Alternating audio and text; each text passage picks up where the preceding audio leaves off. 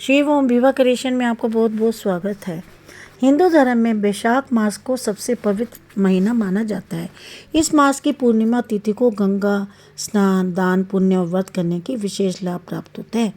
वैशाख पूर्णिमा के दिन ही महात्मा बुद्ध का जन्म हुआ था, इसलिए इसे बुद्ध पूर्णिमा भी कहते हैं। कहा जाता है कि इस व्रत के प्रभाव से अकाल मृत्यु का भय नहीं रहता।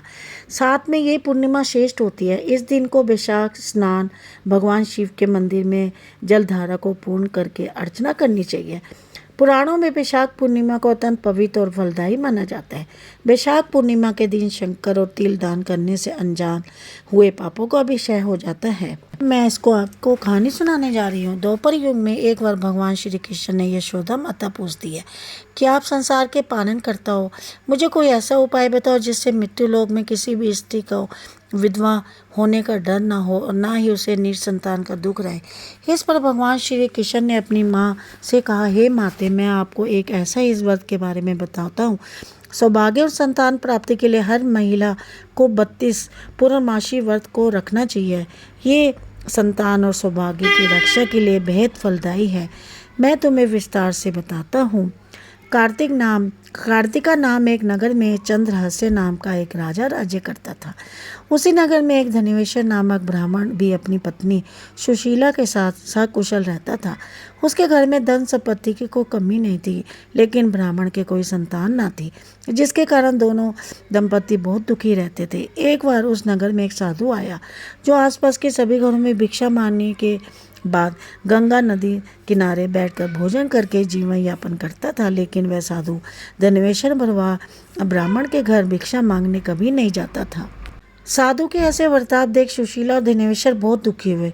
फिर साधु से पूछे कि आप सभी के घरों में भिक्षा लेते हो, लेकिन हमारे घर में नहीं, ऐसा क्यों साधु महाराज? तब साधु ने जवाब दिया कि तुम निसंतान हो, ऐसे घर में भिक्षा लेना पतितों के अन्न के समान होता है और मैं कभी भी पाप का भागीदार नहीं बनना चाहता। बस यही कारण है कि मैं तुम्हारे घर से भिक्षा नहीं लेता। यह सुनकर धनेश्वर बहुत दुखी हो गया और साधु से पूछने लगा कि हे महाराज, कोई ऐसा उपाय बताए जिससे मुझे संतान सुख प्राप्त हो। तब साधु ने ब्राह्मण दंपत्ति को 16 दिन तक माँ चंडी का पूजा का सलाह दिया। उसके बाद धनेश्वर उसकी पत्नी दोनों इस व्रत का पालन करने लगे। दंपत्ति के इस आराधना से माँ काली प्रसन्न हुई। उसके सामने माँ काली प्रकट हो गई और सुशीला को गर्भवती देने का वरदान किया। साथ ही ब्राह्मण दंपत्ति को पूर्णिमा के दिन पूजा की विधि बताया।